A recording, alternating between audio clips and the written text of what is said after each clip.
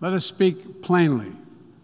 A permanent member of the United Nations Security Council invaded its neighbor, attempted to erase a sovereign state from the map.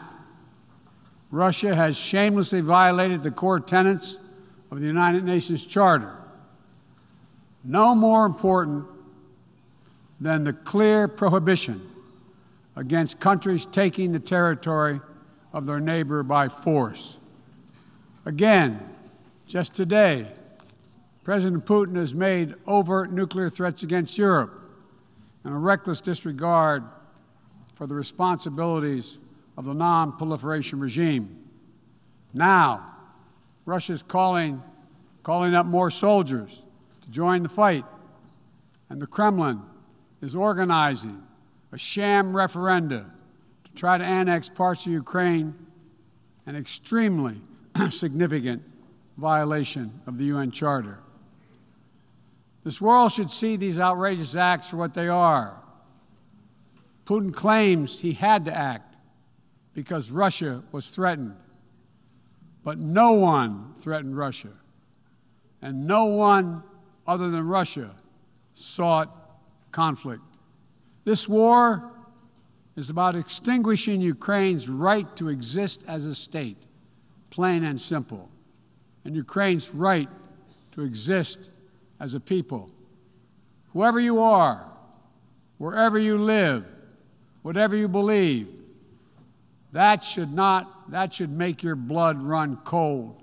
The United States is also working closely with our allies and partners to impose costs on Russia, to deter attacks against NATO territory, to hold Russia accountable for the atrocities and war crimes.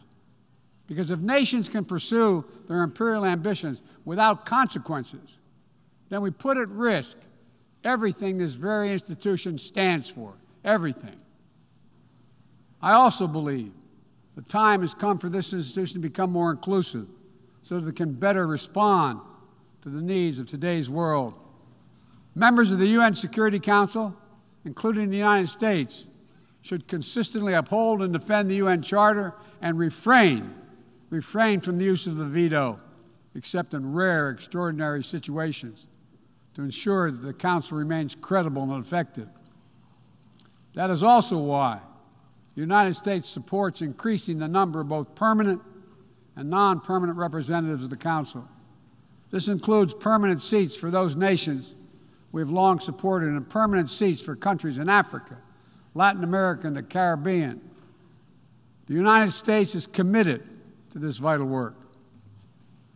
Let me also urge every nation to recommit to strengthening the nuclear non-proliferation regime through diplomacy.